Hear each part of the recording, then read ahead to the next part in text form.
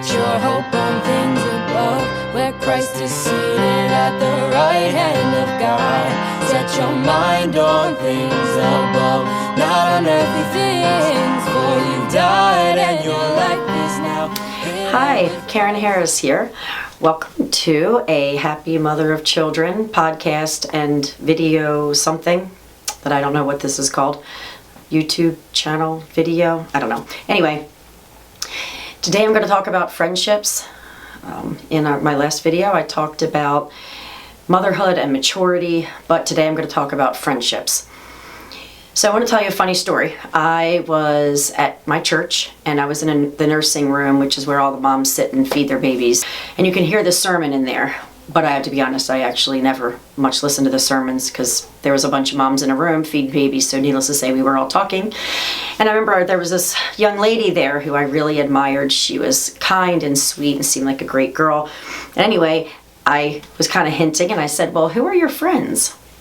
And she told me, she said, I don't have any friends. She said, my best friend is my husband and my other friends are all my sisters.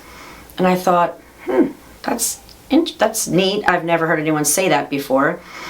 And I thought, I actually wouldn't have survived my life without my friends. And I've spent a lot of time talking to other moms about friendships and why they matter and how to end up getting friends. So I'm just going to tell you a little bit about how I ended up with my friend groups and kind of my journey with friends. So after I graduated from high school, and I had good friends all through high school and in middle school, but once I graduated from high school and ended up going to, I went to Towson State and to the local community college, and I met Wes, and then when we started having children, I didn't have any friends. And I didn't know any young women who were in my position that had, little children and were also young, because I was only, 21, 22, 23, 24, that age, and I didn't have any friends. And I ended up becoming friends with this lady that I met at church who was much older than me, and it felt like a lot then. She was like 35, which I was pretty sure was elderly when I was in my early 20s. And we were friends for a while, but she actually broke up with me. And if she ever listens to this, which I doubt, but if she does, I'm not mad at you, I totally understand. But she did break up with me, and she was very clear about it. She actually said, I can't be friends with you anymore because I can't deal with your life with your husband. Like, your life is too awful, and I can't do it. I can't be your friend. And I understood, but then I still didn't really have any friends. So what exactly do you do about that? Like, what do you do if you, regardless of where you are, where you don't have friends? Well, I ended up meeting a woman. I went to a Bible study, and a woman came into the Bible study and ended up telling everybody about her life, and we had a lot of things in common. And I went over and introduced myself, and she and I started spending time together, which we spent a lot of time together for a really, really long time. Probably around 20 years. I saw her quite a bit. The thing was, her life was very, very different than mine. She didn't have a large family, and she ended up not homeschooling, and so our paths kind of changed so that I didn't see her all the time. My other girlfriend ended up having around that same time. She and I met in the nursing room, and we kind of laughingly talk about this story because I had a 4-month-old baby and she had a 2-month-old baby, and I looked over at her baby and said, oh, is your baby biracial? And she said, actually, yes, she is. And I said, oh, wow, so is mine. And then she looked at Cheyenne and laughed because Cheyenne looked like a very, very white baby. And then we started talking about biracial babies, and we went over there for dinner, and then a little while later, I invited her family over for dinner, which they all came over. But then soon after that, Wes ends up getting arrested, and I just recently asked her, I said, you and I didn't know each other very well. And I couldn't wrap my mind around the fact that she would have stayed friends with me when I was literally a disaster. I mean, I'm a single mom. I have 4 kids, 5 and under. My husband's locked up. I'm poor. All I do is cry. I'm mean and rage out all the time. I'm just literally a total disaster of a human being. And I said, why on earth would you have stayed friends with somebody who is that unstable, needy, all those things? And she said, because you were my only friend. And So anyway, that was 20 years ago, actually, that we met. Interestingly enough, that little girl and the other little girl became best friends, and they're still best friends after all these years. Now, Lachelle and I did everything together for a long time. And meaning, if I were out, I would go to her house and show up, and it'd be 5 o'clock with my 4 kids and just say, "Can you feed us dinner?" And that woman didn't have any daggone money, because we were all kind of broke back in those days. But she'd make dinner, and her husband Eric would treat every so often and buy me Chinese food, which we did not share with the children. And so for years, the only Chinese I ever ate was actually because of Eric Bray. Thanks, Eric. But there was a change that happened with Lachelle. So Lachelle ended up having 6 children, and then I ended up having mine. But then Lachelle ended up moving. She used to be really close. She moved, which at the time she moved a half an hour away, which I thought was literally the other side of the universe back in those days, because I had never driven anywhere really. Everywhere I wanted to go was within 5 to 10 minutes or something. And then she put her kids all in school, and then she went back to school. So now she and I are still besties. I talk to her, but I don't have those friends to do life with. I have all these kids at home. I don't have anyone to do field trips with. And I don't know what your life looks like, but I'm wondering, do you have other moms that you're actually doing life with? And the reason is, number one, it's actually more fun to do stuff when you have other moms to do that with, and your children have more fun too. But beyond that, because that's a given, is the other women in your life help you grow.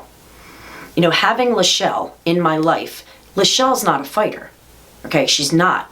I, on the other hand, I want to go to have World War III about everything. And I remember being on the phone with Lachelle, and I'd be arguing with Wes, and I'd hear her in my ear saying, "Just say yes, Karen. Just say yes, Wes. Karen, shut up. Just say yes, yes, yes, stop." And I kind of joke now every so often when I argue with Wes, I actually hear Lachelle saying, "Karen, just say yes, stop arguing," which is super annoying. But anyway, and so to have someone else, another woman that you can share your heart with, but who's committed to you growing, okay? Committed to you growing. Not just commiserating, because you need that. You need someone who knows you enough to actually give a rip. If you're sick, you need to have girlfriends who care enough to say, "Hey, can I bring you something?" And I just had a friend of mine that I'm not really that close to. I was sick almost for a week, and I'm never sick. I just don't, thank God, I'm not sick, but I was so sick I wasn't functioning. This woman showed up at my house with a bunch of food for dinner and treats, and it was 10 people to feed. It's not, you don't want to make dinner for the Harrises. I don't want to make dinner for the Harrises. There's 10 of us, but she did. And so we need another woman in our life, or more than one woman, to be able to bounce ideas off of, to whine, to have someone set you straight. We need that. I don't know who I would be right now without my girlfriends. Now, around the time Lachelle ends up, doing a different kind of path in life, and I need friends, because I need somebody to do something with. I can't just sit around and look at the kids and tell everything that I want to tell to Wes, because he'd go out of his mind if he had to listen to me say everything I actually want to say. And there were these other women that I had met, and I really liked them, and I wanted to be in their club. Now, I don't know if you know women like that, where like I like these people. I think they're kind of neat. So I kind of buddied up to them at the co-op that I go to with the kids, and at some point I got invited to something, and for many, many, many years they were best friends, and I was not the best friend with the two of them. I did stuff with them, we hung out together, but there was the reality that those two are like, they're their inner circle, and I'm not in it. And because I chose to say, hey, I want to be part of that, I had to be willing to not be included in everything. I couldn't determine all the time about how the relationship was supposed to look. I had to be willing to give. So I had to be willing in this particular relationship at that time to not be the one to set the parameters for the relationship. And I say that to say, you may meet someone and you may really like them and you may want to be close to them, but just because you want to have your relationship have a certain level of intimacy doesn't mean they have to give it to you. Like, life doesn't actually work like that. And so having friends forces you to not make everything that you want to be like the priority all the time, because it's actually not, or you're just not going to have a lot of friends, because nobody can necessarily keep up with everything that you want to have happen. Now, another friend of mine that I do a whole lot of things with at this point, and we do a lot of life together. I tried to be friends with her probably 10, 12 years ago, and she didn't want to be my friend. And I asked her later, I said, I tried to be your friend a long time ago, and you kind of blew me off. And it wasn't rude, it was just, she wasn't interested. And she said at that time, she didn't think she needed any friends. And so, I wasn't crazy. I knew she was choosing not to be my friend and not to pursue any relationship with me. And I just let it go. I'm like, okay, I tried. She seemed like somebody I'd be interested in being close to, and it's not reciprocated, and that's okay. Just because I want to be friends with someone doesn't mean they have to like me. That's not actually the way life works. So around the same time, I have the one girlfriend set over here. There was another set of women that were really, really tight. It was actually the tightest I've ever seen a group of women ever in my life. There were 5 of them. And I ended up befriending one in the group. And I wanted to be friends with them. I liked the camaraderie that they had. They really were doing life together. Their lives were probably more intertwined than I'm willing to ever be with anybody. But I wanted to be a part of them. And so I kind of pursued the one woman in particular. And that relationship has morphed over the years, where we don't do life together in the sense that I do with some of my other girlfriends. Some of my other girlfriends, we're like exchanging kids, and one of us is dropping off and one's picking up, and every time we plan anything, we're planning it together. That's a different relationship. But I have these other girlfriends that I've gotten to do other things with. And so I did learn a very valuable lesson, because I found that I can't have all my eggs in one basket when it comes to friendships. There's different aspects of my life that some of my friends share and others don't. So I have both those friend groups that I told you about. One of the things that I spend very little time talking about with either one of those friend groups is the fact that we have a mixed race family. So the fact that I'm married to a black man, and I have all these biracial kids and some non-biracial kids, because we have 2 black children also that aren't biracial, that changes the dynamic of our lives. And there's things that we deal with, there's things that we talk about, there's things we joke about, there's things we get upset about that my friends don't relate to, because that's not their life. Thankfully, I've had people come into my life who do understand.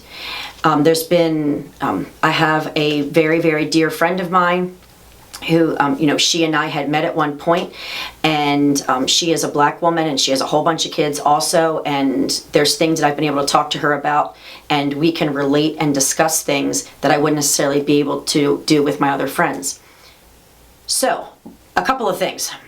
One of them is, I have a whole lot of friends, and I only say that to say that if I didn't bring you up in this, it has nothing to do with whether I actually care about you or not, so please don't be offended.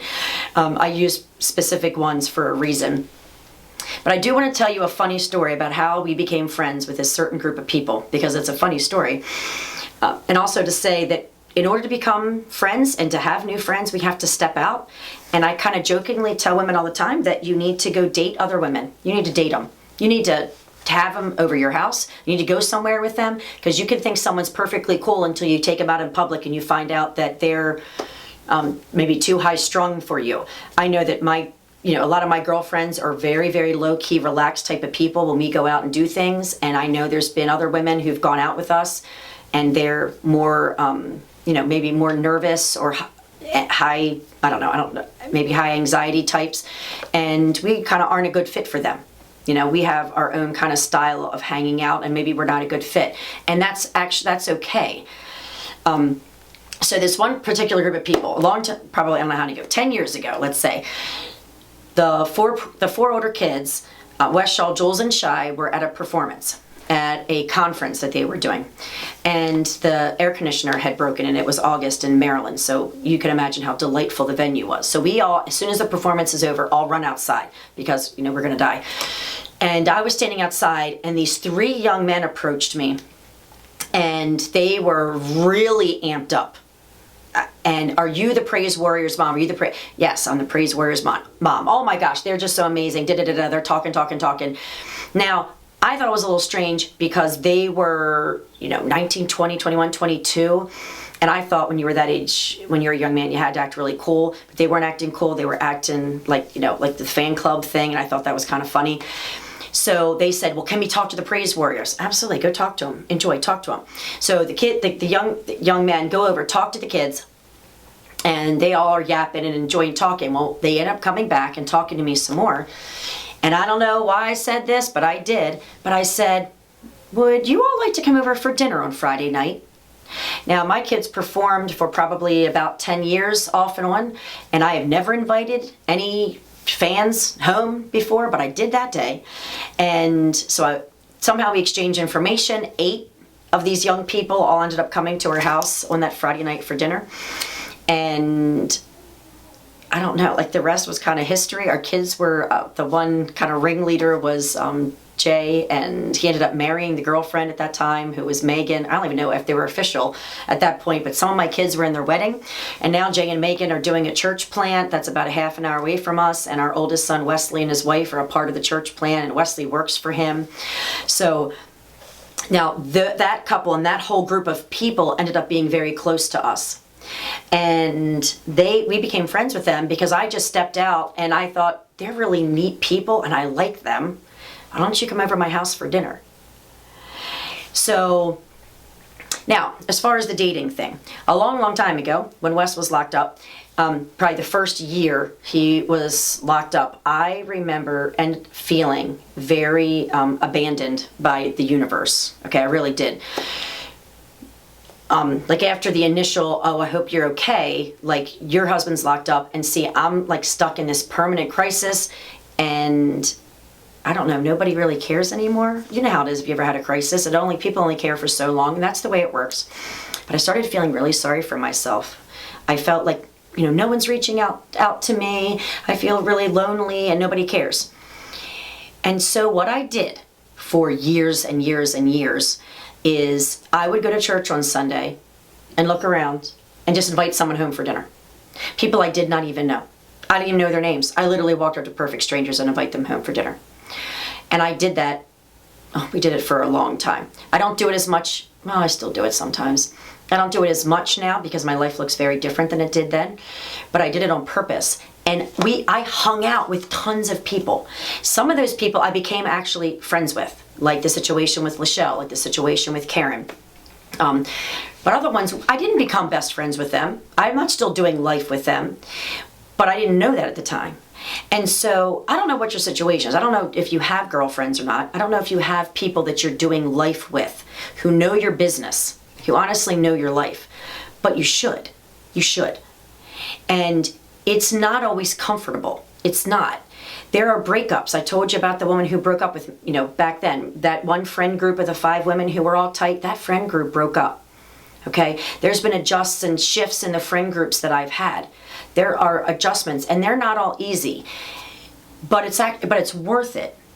Okay? The having people to speak into your life. Now, Jay and Megan that I told you about, I had this point in my life, I don't know how many years ago, maybe 5 years ago. I don't even know why I keep telling you years, who gives a rip, right? Anyhow, I care. It's about 5 years ago. I, unbeknownst to me, had become very bitter toward Wes. And I didn't know I was bitter. I didn't. And Jay and Megan were over, and they were around us enough to know how we really act. And I went down to do laundry because I kind of had this rule of people come over my house, but just know if you come over, I can't necessarily stop working. So I've had people over, and then I've gone down to do laundry, and I've said, come on down, I'll get you a chair, and you can sit there and watch me fold clothes. Or you have to sit here in my room, and I'm going to scrub the tub and clean my bathroom while you stand here and talk to me. So Jay and Megan follow me downstairs to the laundry room and trap me in there and say, you're really disrespectful when you talk to Wes. Like, you seriously got some kind of problem, and you need to figure out what it is, rather. And I didn't know that. Okay, so whatever was going on, I wasn't aware of it, but they had been around me long enough and they were in our lives enough that I couldn't fake it while they were here. I was like, we were being our normal selves. Not that Wes and I fake it very well anyway, because we don't. And I had to go spend some time with the Lord and find out, actually, I was really bitter. There was a situation and I hadn't quite recovered from it, and I had to spend some time in prayer and actually forgive Wes and start adjusting, praying and using the Holy Spirit, of course, with his power and his help, changing how I interacted with Wes. So having friends around that you do life with, they are going to bring a perspective that you don't have otherwise. They do. And we have to be willing to have that happen. Now, there's some hindrances to this, okay? One of them may be that you're worried about your house. Women tell me all the time that I can't have anybody over because of my house.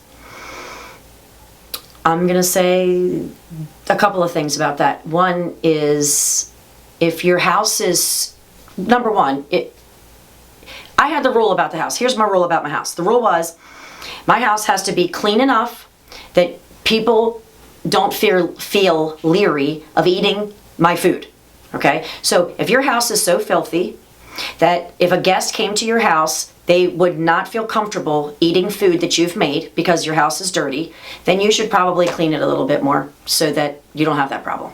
Sorry, you just probably should. Conversely, I wanted a house that wasn't so pristine and perfect that people don't even feel comfortable coming to your house. So if your house is so perfect that people can't feel like they can even sit down in your house because you live in a museum, that's not really hospitable either. And so if God has given you a house and God has given you a way to show hospitality, and this is the way that you can start meeting people, is to actually bring them into your life and see what you think of them, you kind of need to step out and do that. Now, maybe you say, my house is crappy. Well, I had a crappy house. We lived in a house for 10 years. That was 1,000 square feet. 10 people lived in it. We had one bathroom. We had holes in the floor. We knew when the basement light was on because you could see the basement light through the holes in the floor. And there was wallpaper peeling off the walls, and there were 10 people. Did I mention there were 10 people living in 1,000 square feet with a basement that was unusable? So we used to have huge parties in that house, 50 people in 1,000 square feet. I mean, you couldn't even move. I had a kitchen that was, I don't know, like, it was amazing. And we had people in because that's what God had given us. That's what God had given us. And we were happy there in that house. And we can't let pride interfere with our relationships with people. Okay? One of the other things is that I'm going to tell you that has been an issue was the whole cooking and feeding people thing. So you actually don't have to feed people dinner. You can say, why don't you come over on Saturday night at 7 and give them dessert. Say, I'll make you a cake, or I'm making cookies or brownies or something. I've never done that. I have pretty much always done dinner. I have to tell you though, the dinner has always been a huge deal, okay? We have never had a lot of money, and most of the time to have company come and feed them meant there was less food during the week. Not that we ever went hungry, but it was tight. And there were many, many a times that I did what we call loaves and fishing it. So if you're not familiar with the story about the loaves and the fish, Jesus was teaching thousands upon thousands of people. It got on to dinner time. The disciples said, send them all to go get something to eat. And Jesus said, no, you feed them. And the men are like, it would take a year's worth of wages to feed all, there's 10,000 people here or something. I can't feed all these people. He's like, no, you feed them. So some little boy with loaves and fish for his lunch from his mommy, give them to the disciples, and they bring it back to Jesus and say, this is all we got. This is it. This is what we got. Loaves and, And Jesus, he says, nope, you put it in the basket and start passing it out. Well, guess what? There was enough for everybody. Well, I've made many a dinner where I'm literally, and I'm not kidding, literally praying as I'm scooping out the pot, Lord, let there be enough for all these bowls. Please. And we never had anybody go hungry. Like, it always worked. So if you don't have enough money to feed everybody dinner, you can always loaves and fish it, because it's really fun, right? To see God do something really cool with your pots. You can also just have somebody over for coffee and just visit, and you don't have to necessarily feed them. And if you have to straighten up your house a little bit so that someone has somewhere to sit on the sofa, It's okay. Straighten up your house a little bit. But in the meantime, go find some friends. Go find some people. And I've gotten new people. My kids play sports, and I've had some friends that I've met at sports. And you know how I met them? I just said, hey, you want to come over? And they say, yeah, sure, sometimes. And then other people never make it over and you don't become friends, and it's totally okay. But it's really important, and it's not my idea, okay? The scripture is very clear that we're not supposed to be walking this road alone, that walking alongside other people helps us grow as Christians. And so I'm very thankful for all the women that God has put into my life. I'm thankful for all the singles that have shown up at my house and visited with me, and sometimes brought us dinner. I think of Jen and Michelle, two girlfriends who showed up at different points. And so the Lord's just given me so many sweet, wonderful friends. And so if you have a really neat friend story, I would love for you can post it underneath of this video, or you could email it to me. If you have any prayer requests specifically about friendships, or if you have any questions about friendships, you just want to run it past somebody else. I don't know everything, clearly, but I do have quite a lot of friends, and I've had a lot of women who are kind enough to help me be a better friend and to tell me when I haven't been behaving quite right, or I have let them down in some way. And so I've had some training in being a good friend. So feel free to email me at ahappymotherofchildren@gmail.com, and I look forward to the next time. Thanks. Since then you've been raised with Christ. Set your hope on things above, where Christ is seated at the right hand of God. Set your mind on things above, not on earthly things, for you've died and your life